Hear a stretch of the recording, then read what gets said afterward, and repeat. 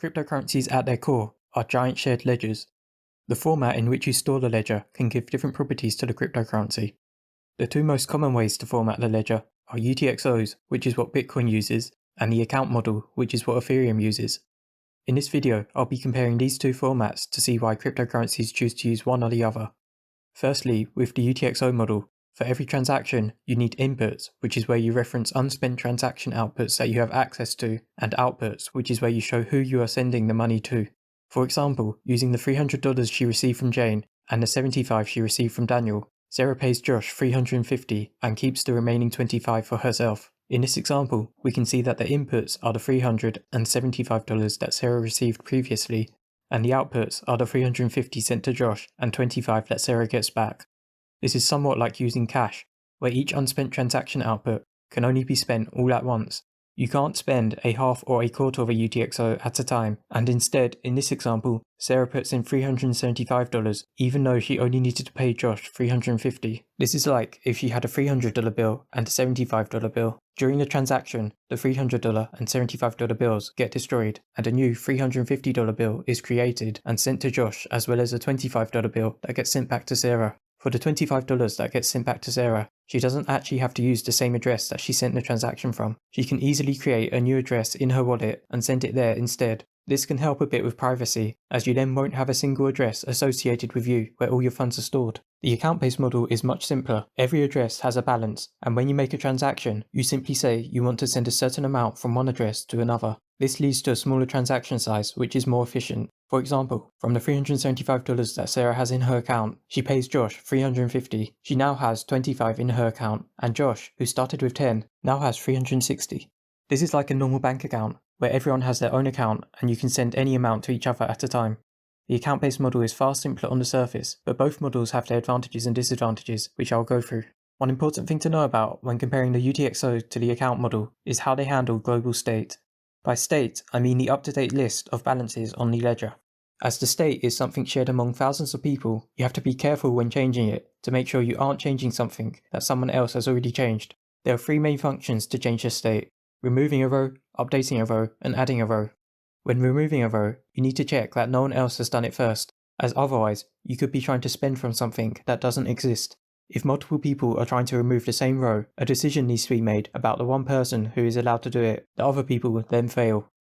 When updating a row, you need to be wary of other people updating the same row, as depending on the order that the updates happen, different final outcomes can occur. For example, if we have 3 updates, plus 100, minus 125, plus 50. If they are seen in this order, the minus 125 update will end up failing due to not enough balance, and the addresses will be left with plus 150. But if the plus 50 is seen before the minus 125, then the address will have plus 25. This means when updating state, you need to have an agreed order and should process transactions one at a time. When adding a row, you don't really need to check what other people are doing. The order doesn't matter, and you can process multiple rows being added in parallel. With the UTXO model, the state is stored as a list of the unspent transaction outputs. If you look at the state changes with the UTXO transaction, you can see that 2 rows were removed and 2 new rows were added. As you are trying to remove rows from the state, and there may be multiple people trying to remove the same rows, like with smart contracts, consensus is needed for who gets to spend the UTXO. But once that is confirmed, you don't need to worry about the order of transactions. UTXO transactions are deterministic. Either you are able to remove the rows needed from the initial state and the transaction happens, or they have already been removed and the transaction fails. This gives a massive advantage for UTXOs to be processed in parallel. In the account model, the state is a list of addresses with their balance. If we look at the state change for the account model, we can see that instead of adding and removing rows, it is updating the rows. As you are updating rows, it requires that transactions be processed in an agreed order, so you can't process transactions in parallel, like the UTXO model.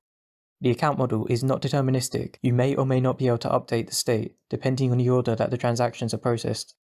So if UTXOs can be run in parallel, which means they are potentially more scalable, why do people still use the account model? The main reason is smart contracts.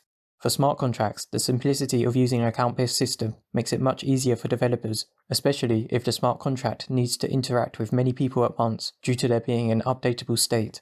The way state is stored by address in the account model makes it easier for smart contracts, as you can simply send a smart contract script to an address and it will stay there for other people to interact with, and the state of the smart contract can be updated when people send transactions to the address. For example here, if Ria wants to send Tom 20 Doge that is stored in contract 2, it is simple to update the state of the contract. Storing a smart contract script in the UTXO model is more difficult as you can't update the state, only add or delete.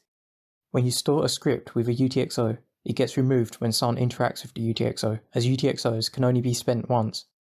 This means every time you interact with a smart contract script, you need to repost the script in one of the outputs for the next person to use. It's also a problem if multiple people want to interact with the same smart contract within a block, as the UTXO can only be spent once per block. Most DeFi applications today have a shared liquidity pool between all users of the application, so only allowing one user to interact with the pool per block is a massive downside. These difficulties to work with smart contracts in the UTXO model are why the majority of smart contract chains today use the Account model. Although Cardano has been doing a lot of excellent work extending the UTXO model and adding things like off-chain ways to chain transactions together so multiple transactions can interact with a UTXO in one block, making the UTXO model much more usable with smart contracts. In summary, one method isn't necessarily better than the other, and both have their advantages and disadvantages. The UTXO method can be seen as potentially more scalable and secure due to being deterministic, but the Account model is easier to work with and more lightweight. If you enjoyed the video, please leave a like. I'm aiming to make more videos like this, so subscribe if you want to see more.